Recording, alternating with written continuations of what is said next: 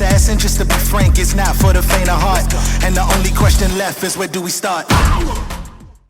Guys, what is up? Welcome to the Ask Sean show, where once a week I sit down, I answer your questions. Anything, business, life, sex, money, politics, religion, anything goes here on the Ask Sean show. Welcome.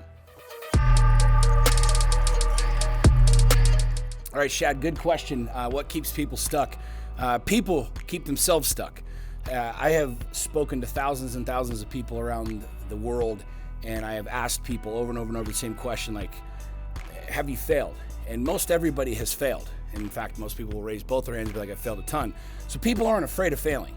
What people are deathly afraid of that I have found is that people are deathly afraid of being judged. And what keeps people stuck is the fear of judgment. Well, what if this business doesn't work? Or what if this doesn't work? Or what if I try this diet and I'm still fat, or whatever. People are deathly afraid of being judged. We've all failed before, many times. We've become experts in failing. So we're not afraid of that, but what we're deathly afraid of is that something doesn't work, the idea doesn't work, the business doesn't work, and people are gonna laugh at us, they're gonna mock us, they're gonna judge us, they're gonna say, I told you so, and that's what keeps most people stuck. The truth is, if you start something and you fall down, not a problem, but you're gonna worry about the people judging you more than anything else. That's what keeps people stuck.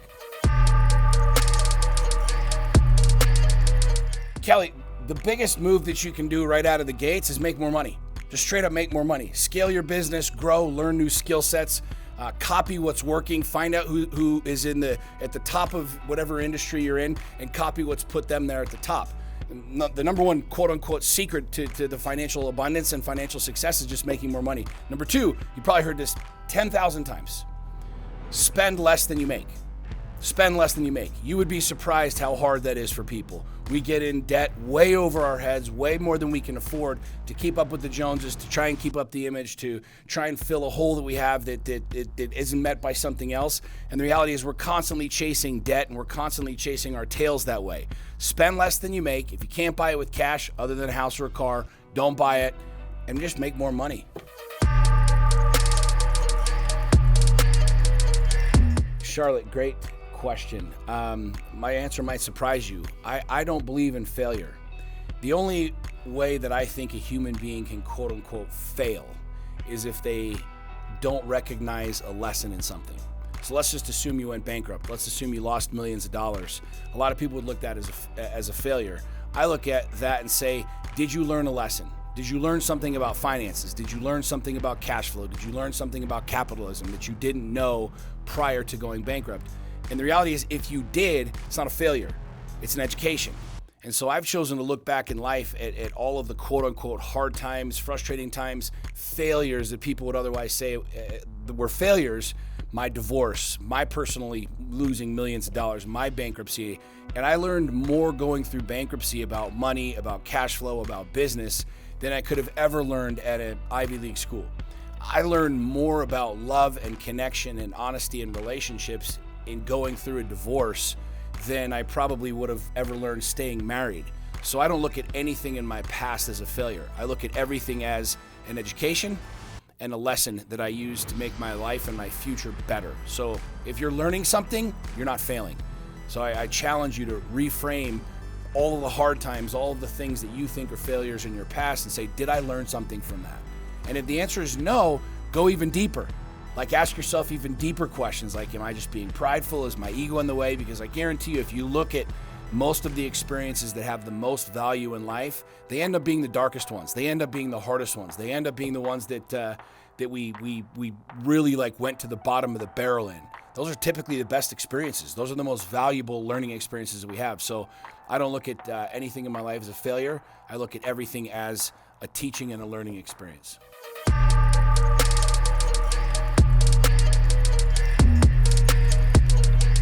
Corey, great question. All three have relevance.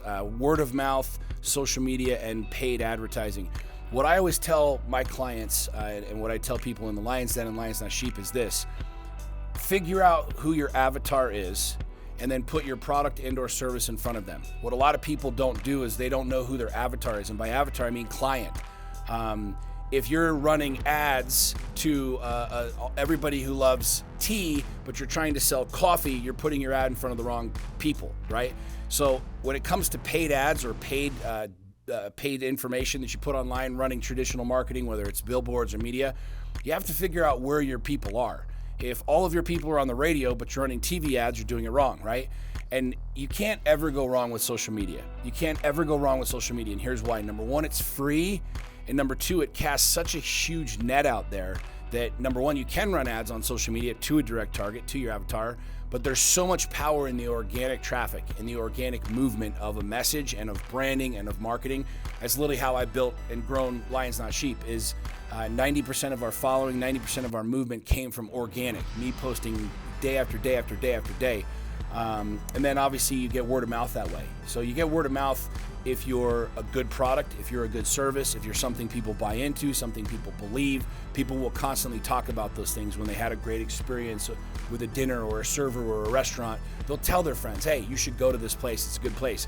I bought a shirt here and I really like this shirt. So all three of them have very, very, very specific objectives and outlines, but the number one thing that I tell business owners and specifically marketers is figure out who your exact avatar is and then put your product or service in front of them. Jeffrey got a little political. What's the first thing I would do as president? I would enact term limits. I don't know how I would do that. Executive order. I mean, we can just these presidents just executive order, whatever the hell they want nowadays. Anyways, term limits. I think term limits changes the entire game of politics in DC. You can't be there for 40 years. You can't build up a freaking war chest of all of your favorite rich friends, whatever. You got 2 terms. You come in, you do your civic duty, you get your ass out, you go home. Next, and we move citizens, average patriots, average Americans through the leadership position in running this country. You can't stay aligned and have allegiance to special interests there. Without question, the single biggest thing we can do for this country, the number one thing that I would do, the very first thing I would do as president of the United States of America is enact term limits.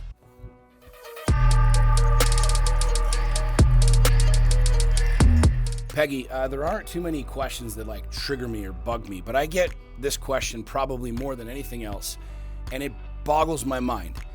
Like, the question is this: where do I start? Or how do I start?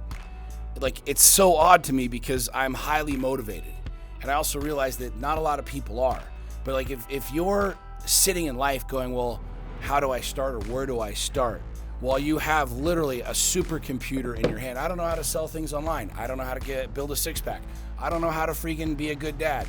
You literally have every answer to every question available on your phone right now. And so somebody that comes to somebody like me who's running successful businesses, who's married, who's a father, who's a leader, whatever, and you take the time to ask me the question of, well, how do I start or where do I start? It's mind-bending to me. It's absolutely mind-bending to me. I'll never understand that question.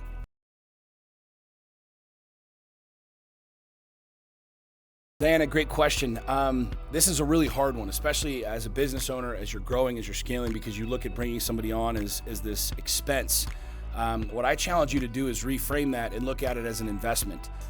My employees are investments. I don't look at them as, well, this person's going to cost me this much or this much. I look at it and say, if I bring this person on my team, what will this person generate for me in revenue? What's their capacity to make me and the company? If I lead them right, train them right, bring them up right, then they're going to be producing. Like, every single one of your employees should be producing something for your company.